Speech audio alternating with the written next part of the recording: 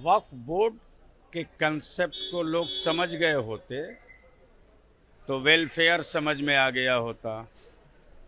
वक्फ board की जो संपत्तियां हैं वो अगर यदि केंद्र सरकार वापस कर दे, राज्य सरकारें उसे वापस कर दें और उसका सर्वे करा करके अल्पसंख्यक कल्याण के हवाले कर दे तो एजुकेशनली जो बैकवर्डनेस है मुस्लिम माइनॉरिटीज़ में, उसके ख़त्म करने के लिए हुकूमत के अनुदान की कोई आवश्यकता और ज़रूरत नहीं पड़ती।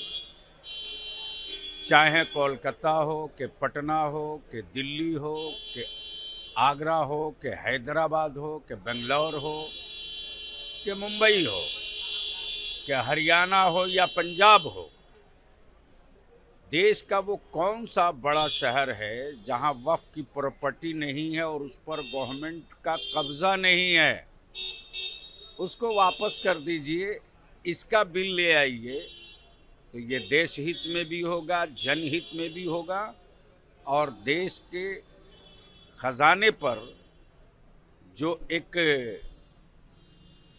चवन्नी देना नहीं और सिक्का का हंगामा कि हमने मुस्लिम अक़लियतों को ये दे दिया वो दे दिया, इसकी भी ज़रूरत नहीं पड़ेगी।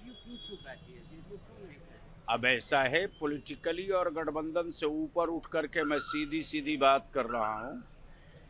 चूँकि वक्फ की जायदाद और प्रॉपर्टीज से हमारा भी कोई रिश्ता है, वक्फ तो किया जाता है कि गवर्नमेंट की निगरानी में उसका सही इस्तेमाल हो।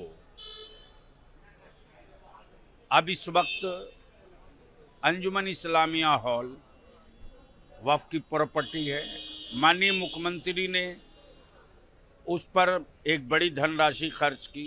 इस वक्त वो पूरे देश में मॉडल बना हुआ है, तो उससे शैक्षणिक, आर्थिक, सामाजिक कार्यों के लिए कितना बड़ा योगदान होगा, इसकी भी पहले समीक्षा कर लेनी चाहिए। केंद्र सरकार की तरफ से कहा जा रहा है कि वक्फ के पास एक बहुत बड़ी प्रॉपर्टी का हिस्सा है और दूसरी तरफ मुस्लिम पर्सनल लॉ बोर्ड कर रहा है कि ये चेंज हम लोग तो मान ही नहीं सकते। ऐसा है कि इसमें चेंज करने का उनको राइट ही नहीं है। अब अगर चेंज करना चाहते, पूरा संविधान ही जब चेंज करने की तैयारी है, जब पूरा संविधान ही चेंज करने की तैयारी है, तो ये वक्फ और ये वो क्या है।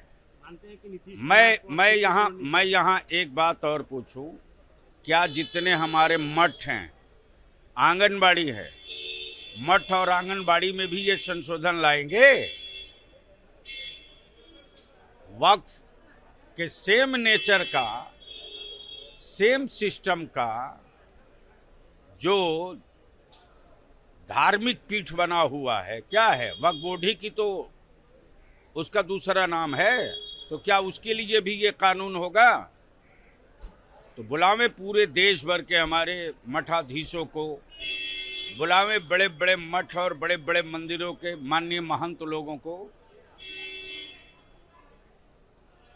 अगर एक वन कंट्री वन नेशन, तो उसमें क्लियर करें कि जो वक्फ बोर्ड में हो रहा है वही मठ और मठ की जमीनों पर भी होगा।